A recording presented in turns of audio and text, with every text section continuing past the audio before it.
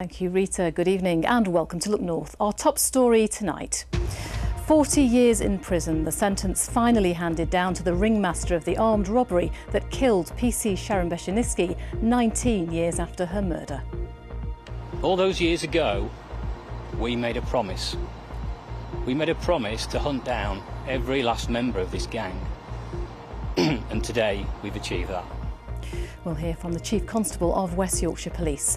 Also tonight, calls for newly elected mayors to use their powers to provide free meals for all primary school children. All eyes on Donny. We're live at the Eco Power Stadium ahead of tonight's League Two playoff semi-final against Crewe. With any luck, they'll be off to Wembley. Making a song and dance of it as Yorkshire's Ollie Alexander prepares for Eurovision. We speak to his very proud dad ahead of the big night. And there's been a bit more cloud around today. It's felt a bit more humid too, but it's been warm once again. And as we head into the weekend, all eyes on the all-important forecast. I'll be back with all the details later in the programme.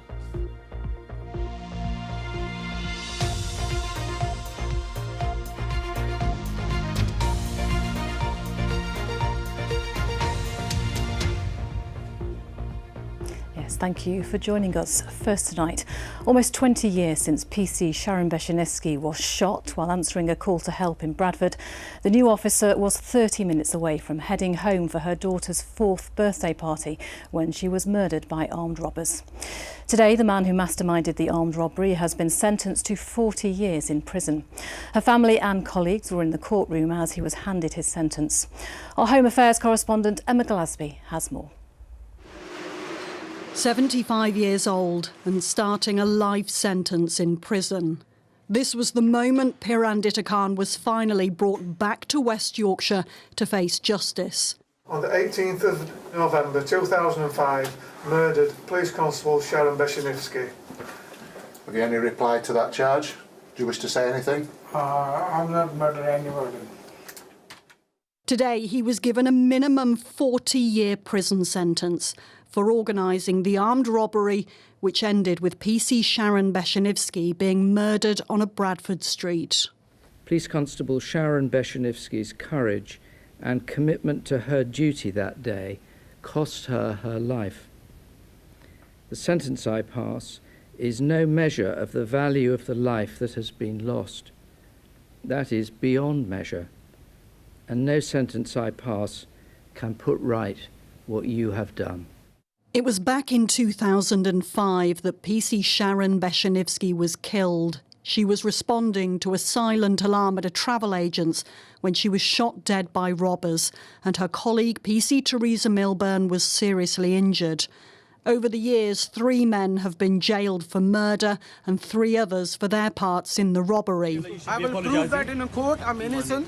Amanda Harper, who was the mastermind behind the crime, went on the run to Pakistan.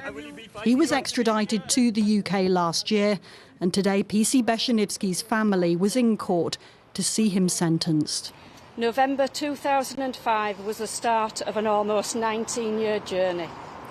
A journey seeking truth and justice for Sharon, who was not just a police officer, but a loving mum, wife, daughter, sister and friend to many. Our journey seeking justice and closure of the judicial process is now at an end. Police officers serving and retired were also in court today, an emotional day for the West Yorkshire Force. All those years ago, 2 mums set out to work. 2 ordinary people doing extraordinary work for the public, protecting them and keeping them safe. 1 didn't return home, and 1 didn't return home in the same way. All those years ago, we made a promise. We made a promise to hunt down every last member of this gang. And today, we've achieved that. PC Sharon Beshinitsky was murdered on her daughter Lydia's 4th birthday. Today, Lydia cried in court as she heard how her mother died on the pavement outside the travel agent's. In a statement that was read to the court, Lydia said she doesn't have many memories of that day, but she's been told she screamed her head off when she was told that her mother had died. She said of her mother, "I often think she was a hero and paid the ultimate sacrifice." As her statement was read, Lydia was watching Pirandita Khan, but he showed no emotion and stared straight ahead. Today ends one of the most difficult and long-running investigations for West Yorkshire Police. Those who loved Sharon Beshenivsky say they will now move forward, knowing justice has been served. Emma Glasby, BBC Look North at Leeds Crown Court. Yes, a difficult day in court. Well, the Chief Constable of West Yorkshire Police joined me in the studio a little earlier. I asked him whether he finally feels that there has been justice for Sharon. Well, it's a day of real mixed emotion because we're pleased with the sentence. I really am pleased to see that life sentence, and 40 years is thoroughly deserved. I do hope that Pirandita Khan never comes out of prison. But it's also with a sense of pride in everything that West Yorkshire Police have done over the last 19 years, pride in the investigation team, but also the officers who responded on that night and all of the investigators over many years. But at the end of the day, it's also sadness. It's real sadness for Sharon, her family, for those people who've lost a loved one, because whilst today closes the sentence down and closes that part of the justice system, it's never going to go away for them or their family. Yeah, it's been a long, long time, hasn't it? And the loss of Sharon has felt very much among colleagues, among the police. What impact did her murder have on the force? Well, it had a huge impact, as I'm sure you can imagine. It was only 2 years after, or less than 2 years after, the murder of Ian Broadhurst. So at that time in police, and it meant so much to us. And she was such a young in-service officer, having been a PCSO. And of course, the impact upon Teresa and her colleagues as well. I have the utmost respect for those police officers who responded on that afternoon, who were dealing with their colleagues. And then in the immediacy of how to deal and cope with the trauma that they've experienced, and all of them, and the bereavement and the loss. Yet they're the very police officers who have to go back to work in the coming days and go back out on the streets and support the public. So it was a real challenging time for us in policing. And it's quite a difficult question, but what are your memories of that day? Well, I was the Superintendent of Operations in Bradford, so I was responsible for all uniform policing. And of course, going back into work and having this mixed emotion of the command and starting the investigation and overseeing everything that needed to be done to respond to it. It also looking for the care and the welfare of the officers and staff who were affected. And it was amazingly traumatic to see how upset and distressed those police officers were. You don't see it in the public, but in the police station, they were going through real trauma.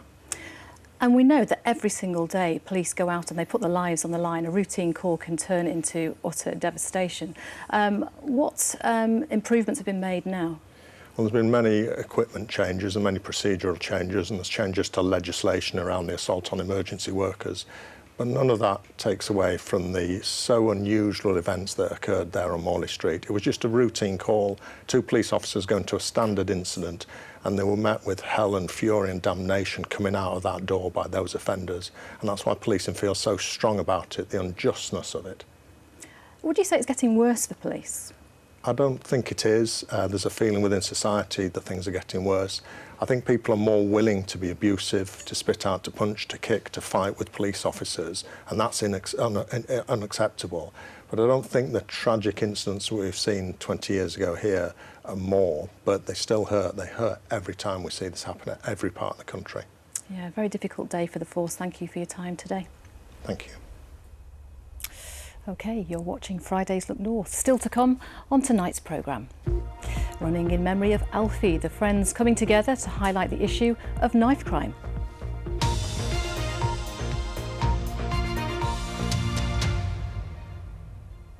Next tonight, the husband of Kulsuma actor who was fatally stabbed as she pushed her baby in a pram in Bradford last month is to stand trial for her murder in December. The date was set at a hearing in Bradford. Kathy Killick was in court. Habib Amassam, who's 25, appeared in the dock here at Bradford Crown Court wearing a grey tracksuit and accompanied by an interpreter. During the 20-minute hearing, he spoke only once to confirm his name.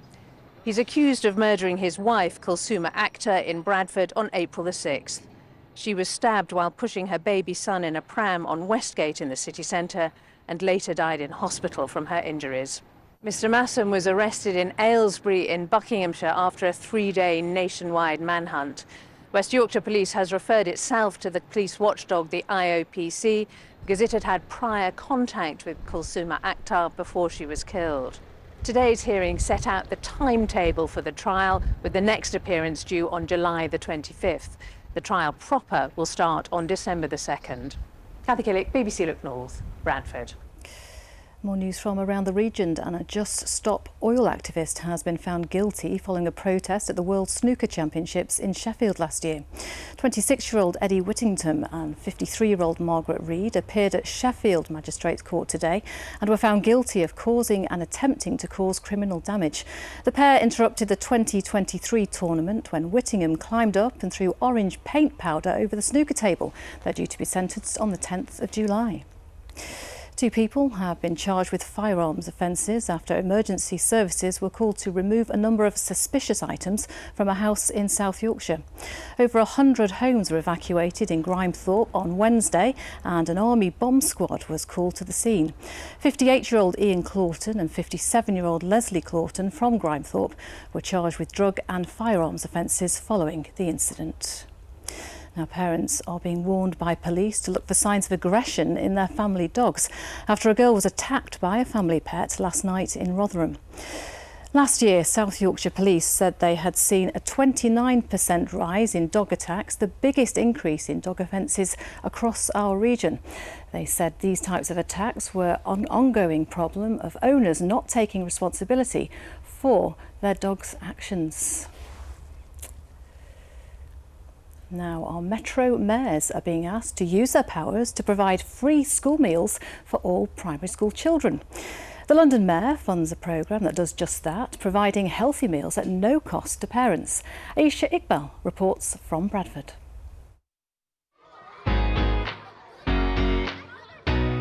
I think it's not fair how London get healthy meals and they don't need to pay at all, and how Bradford over here, we have to pay for our meals. If I was the mayor, which I want to be, I would make all the schools in Bradford not have to pay for food. I feel like it's unfair and it's kind of biased. Out of the mouths of babes, as they say, but it's what goes into these youngsters' mouths and who pays for it that poverty campaigners are currently concerned about. It's all right for those in London. Their mayor gets £20 billion a year to spend and the powers to decide how to spend it. Today's not about making history. It's about shaping our future. A future where our children can be nourished with free school meals. At this inner city Bradford school, it costs £2,700 every week to provide thousands of hot school lunches. Those costs have shot up by 20% in the last 4 months alone. If it wasn't funded properly, that's going to have an impact on all schools because it has to come from somewhere. So if it becomes law that we have to do it and we don't get funded, that money's going to come from some other aspect of school life, the curriculum, staffing. It'll have an impact. The government says more than 2 million children are now eligible for means-tested free school meals. Those numbers have shot up by 40% since the pandemic. But food poverty campaign group The Food Foundation says the earnings threshold for qualifying is way too low.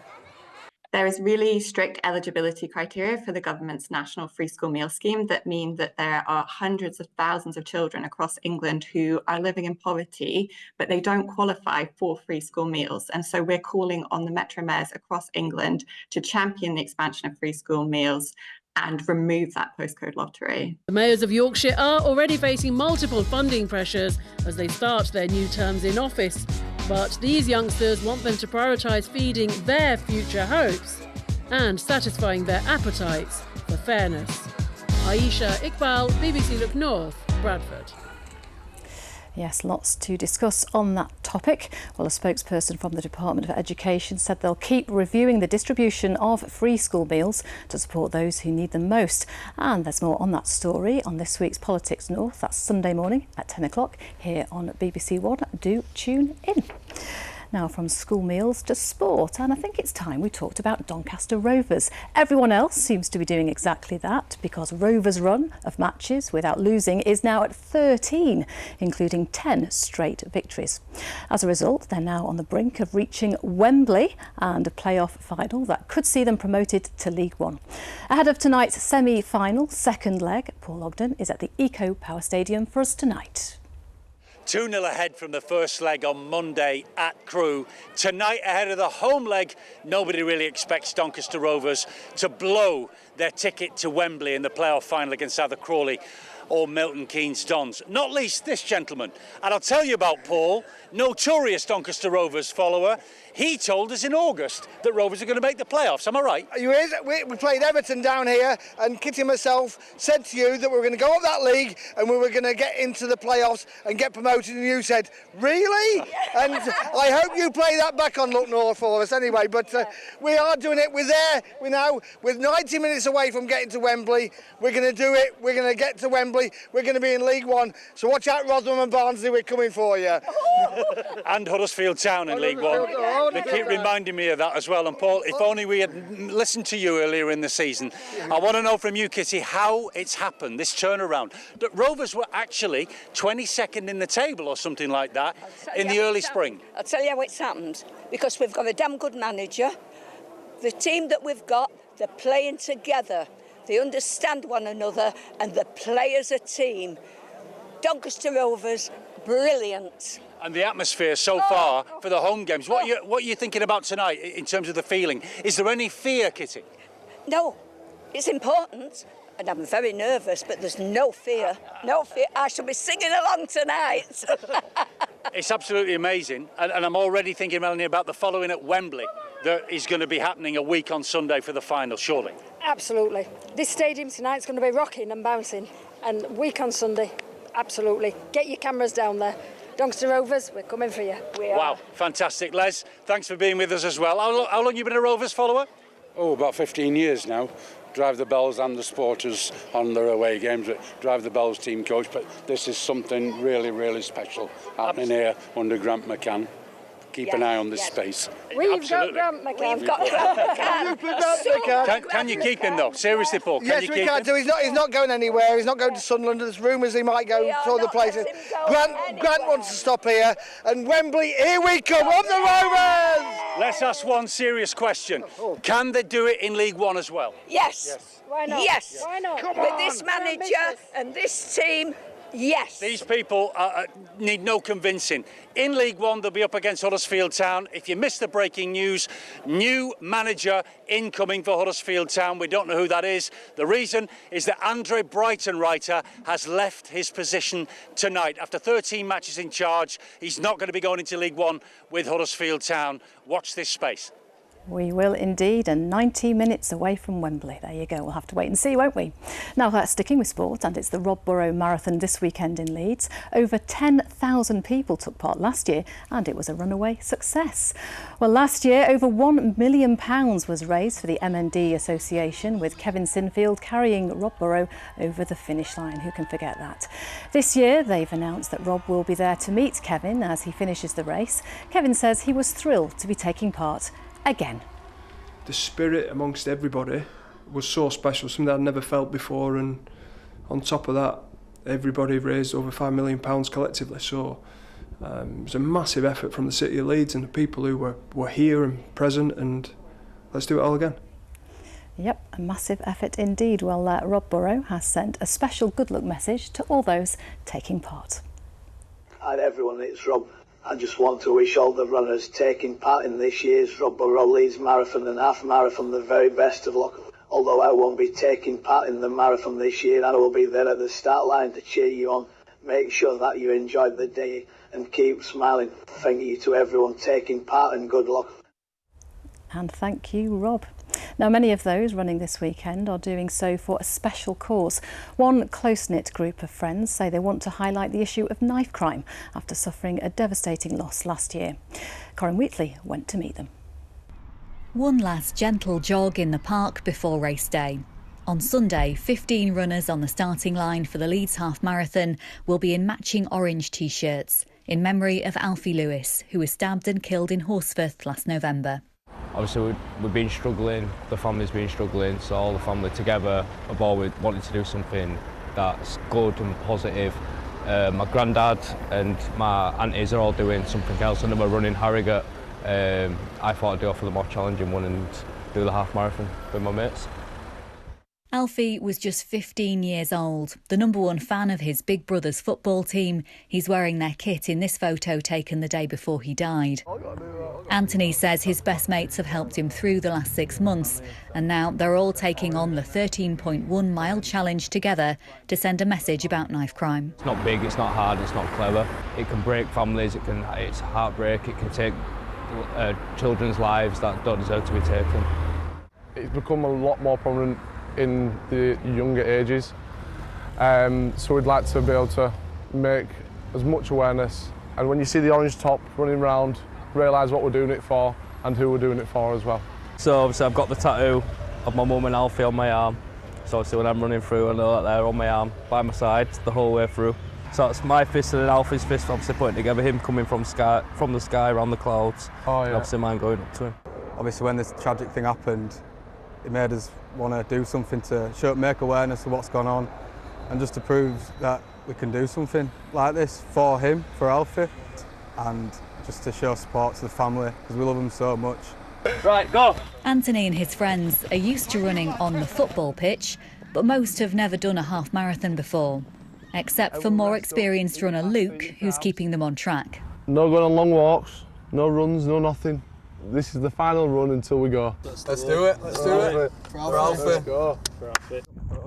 The group are raising money for anti-knife crime charity the Ben Kinsella Trust, and there'll be one thing in Anthony's thoughts. Alfie and my family, I know they're all going to be there to support, and Alfie will be watching down on us. So I just want to get it completed, get it done, and get into the pub to have a drink after and celebrate. With the training done, they're ready, knowing that even through the toughest challenges, they're not running alone. Corinne Wheatley, BBC Look North, Leeds.